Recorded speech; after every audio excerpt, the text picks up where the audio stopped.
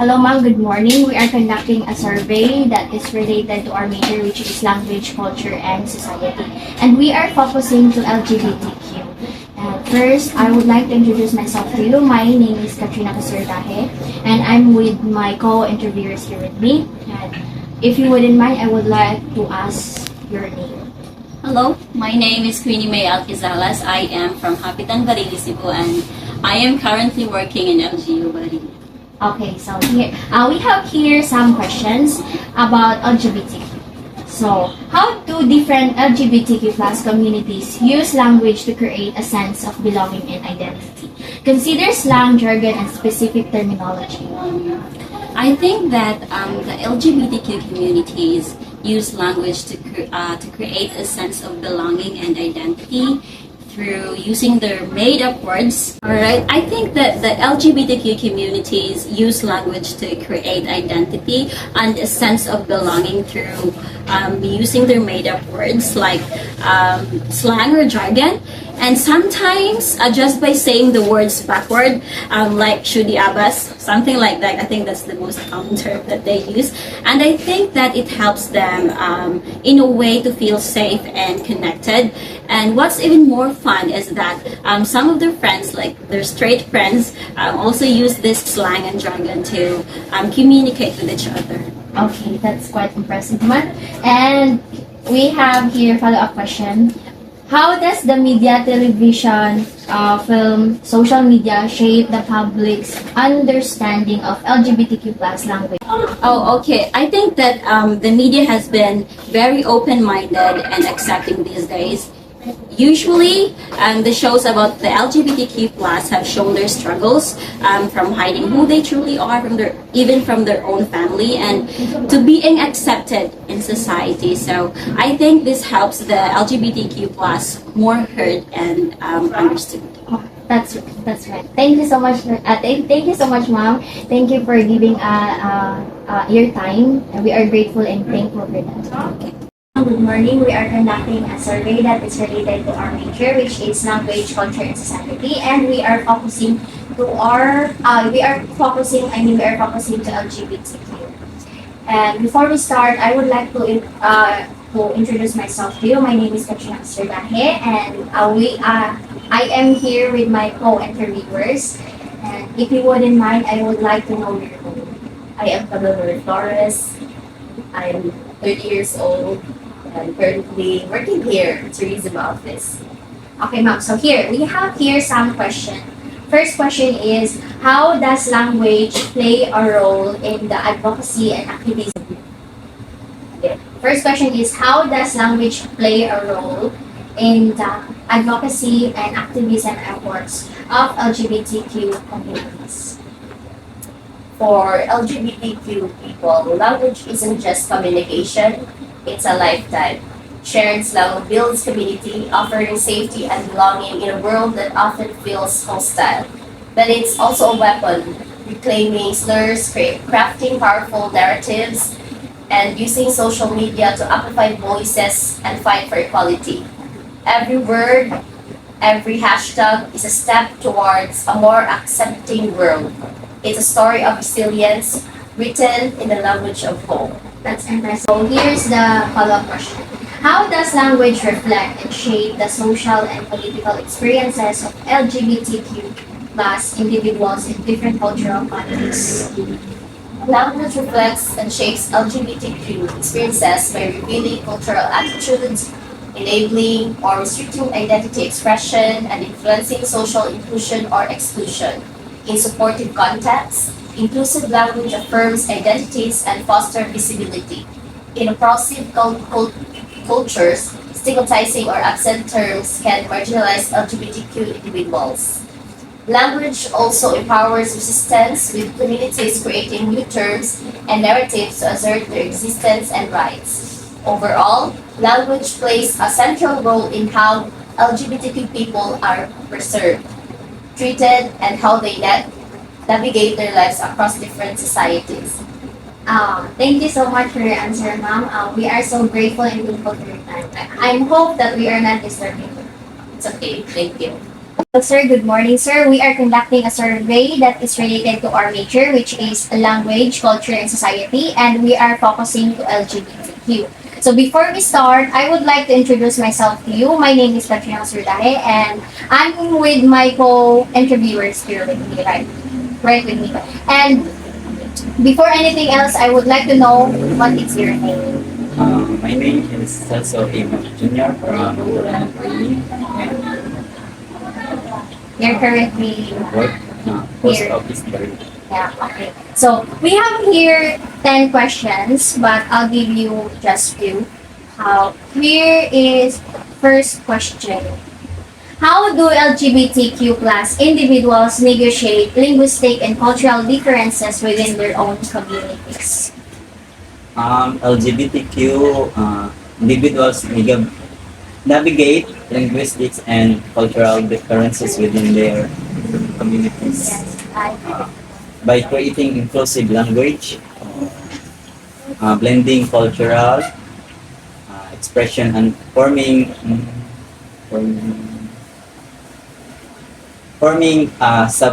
subculture yes. that reflect diverse identities, something like that.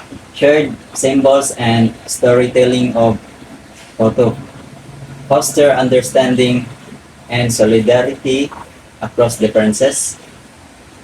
That's impressive one, sir. Okay. So I have here second question. This is about marriage. What are the linguistic implications of legal recognition or lack thereof of same-sex marriage in different countries or regions? How does language reflect the legal and social status of LGBTQ plus marriages? About same-sex marriage, Yes. the legal recognition of same-sex marriage significantly impacts language, reflecting societal attitudes toward LGBTQ individuals. The shift from clinical or derogatory terms to self-chosen labels, gays, lesbian, non-binary reflects a move towards self-affirmation and empowerment, reclaiming slurs demonstrates resistance. Okay, that's very impressive one, sir. Thank you so much, sir. And we are very thankful and grateful for your time. I hope we are not disturbing you. Thank you. Thank you. Good morning, sir. So we are here to, we are conducting a survey that is related to our major, which is language, culture, and society. And we are focusing to the LGBTQ. But before we proceed, I would like to introduce myself to you. My name is KATRINA, and I'm with my co-interviewer here with me right now. So before that, I would like to know as well your name. Good morning, ma'am. I am Milvan Gatugan from Bogong Galopi, Calca City, 23 years old. Okay, thank you so much, sir. So I have here some questions. I'll give you one question. So here's the question. How has the language used to describe LGBTQ plus individuals and relationships changed over time, and what are the implications of these changes? Language describes LGBTQ plus people has shifted from negative and clinical to exclusive and affirming. This change has led to greater acceptance, visibility, and rights. Some resistance remains. Thank you so much for that, sir. Before we proceed to our interview, I would like to introduce myself. My name is Katrina again, and I'm with my co-interviewers here with me. So I would like to know as well your name. So I am Jeremy Elia from Carter City College and from Carter City. Okay. Thank you so much. And I have here a question for you. Here is the question. How do different LGBTQ plus communities use language to create a sense of belonging and identity? Consider slang, jargon, and specific terminology. LGBTQ community use slang, jargon, and terms to express identity and build belongings. Words like chosen family or they, them, and slang like yes or shade create shared understanding, pride, and connection. Okay, that's very impressive of you, sir. Thank you so much, sir, for giving your time to us, and hopefully we are not disappointed. Uh, we are conducting a survey that is related to our major, which is Language, Culture, and Society, and we are focusing to LGBTQ plus. But before we start, I would like to introduce myself to you. My name is KATRINA, co-interviewers here with me, and how should I address you, sir or mom? Call me whatever you want, but I am prefer to be called sir. Okay. Presley. I have here 5 questions. First one is, gay or lesbian couples should be allowed to adopt children? In your own opinion, how are you going to deal with this question? For me, gays and lesbian can be have a babies. It's because when you were Will you agree that why gays and lesbians needs equal rights when it comes language, culture, and society? for me, I agree with the equality of lesbian and gay. It's because they are also people live in the society in which people they are already culture they already know the culture of the Filipinos. Why we are not going to allow them in beauty pageants? It is because they are already male.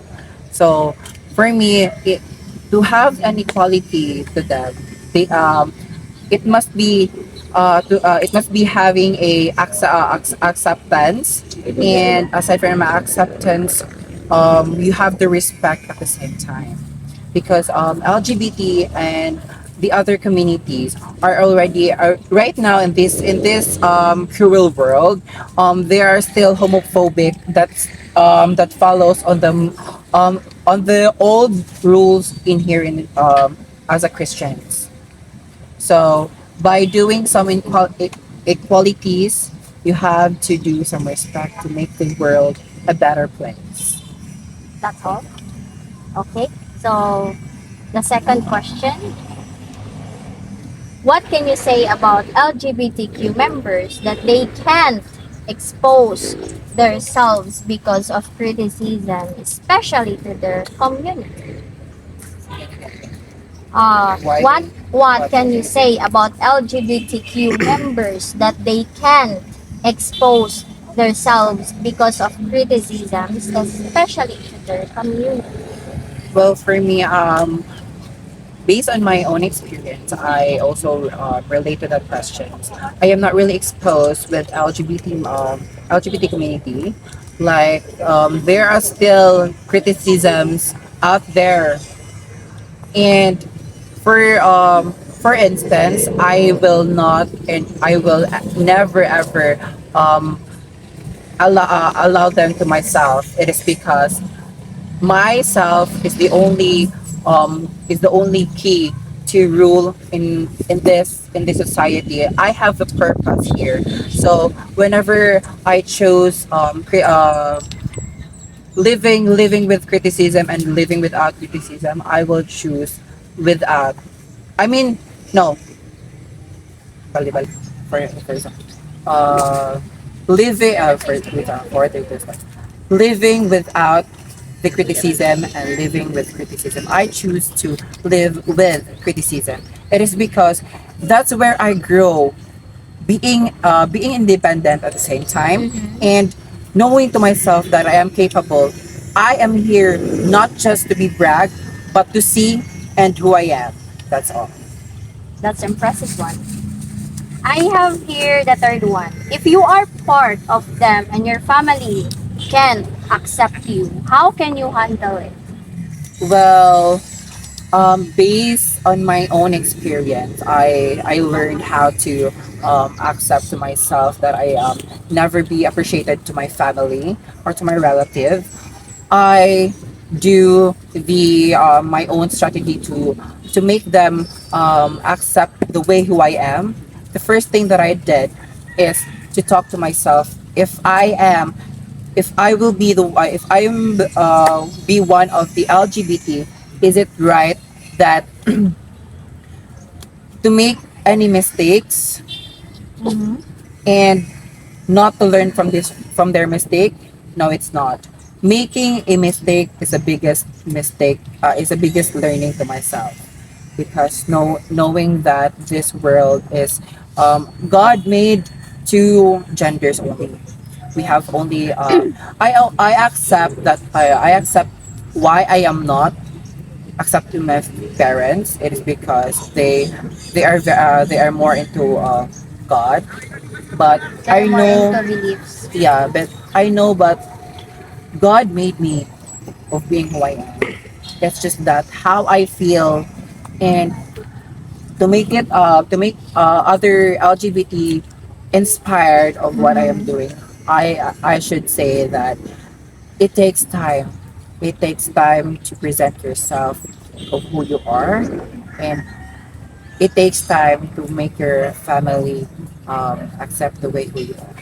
So never question yourself. The time always right. So the last one question.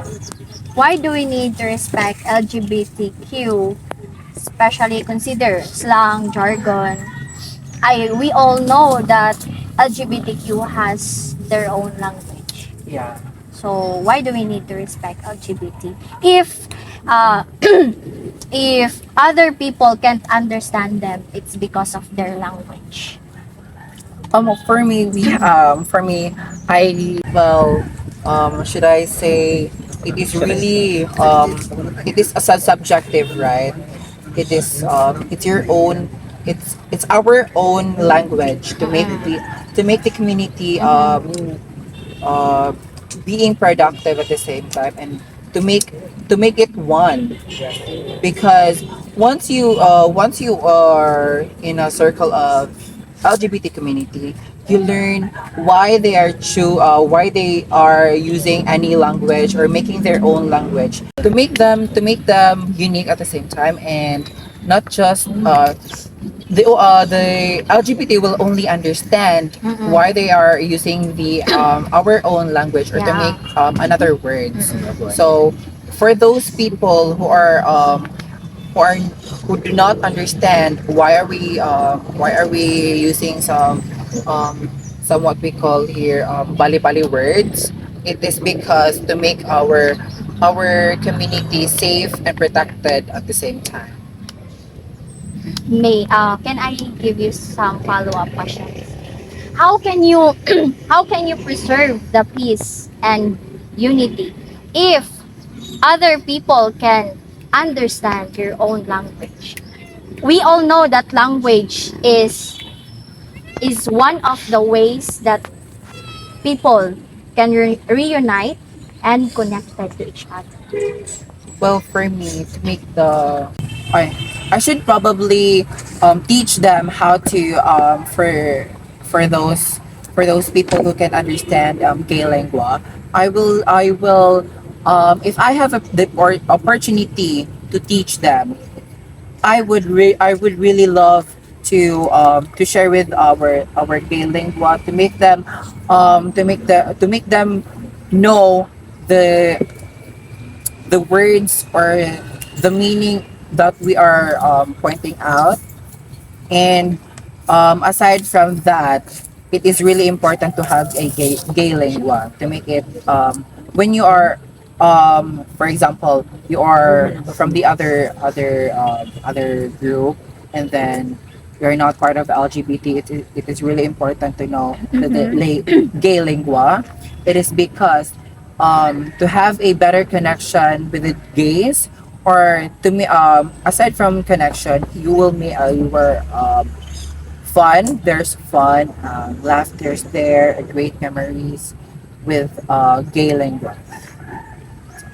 Okay, so thank you so much, sir. Thank you so much for giving your time. We are so grateful and thankful for your time. I hope that we are not disturbing. Thank you so much for the opportunity to intervene me. Good evening. We are conducting a survey that is related to our major, which is language, culture, and society. But we are focusing to LGBTQA+. But before we proceed, I would like to introduce myself to you. My name is KATRINA and I am with my co-interviewers here with me. And also, I want to know your name and how should I address you. Hello, good evening. Nice meeting you, Katrina. So my name is Chigoro Larry Manigas Jr. I am 18 years of age, living in Barangay Asusena City. You can address me as Anne. Okay, Anne. So, Anne, I have a question for you. If you are part of them and your family can accept you, how can you handle it?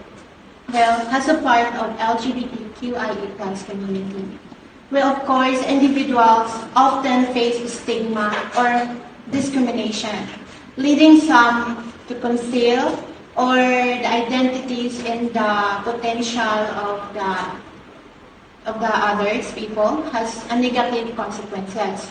This can have significant or negative impact on the mental health and well-being of a person, which us as a LGBT part of LGBT part of community, we face discrimination, but only accept us as our parents. We also differ to, seeking the attention and love from them, because some people don't understand or accept LGBTQ people, and those who are LGBTQIA+ community sometimes hide who they really are and toward being bullied, or being treated as, not a person. So, to avoid being bullied, we have to represent ourselves, being formal, and of course, fairly from others, respecting as well. So, keeping this a secret can make them feel stressed because of the sad and or lonely, and can be bad in their mental health. So that's it. Oh, that's impressive. Okay, thank you so much. We are so grateful and thankful for your time. I hope we are not disturbing. Yes. Good evening.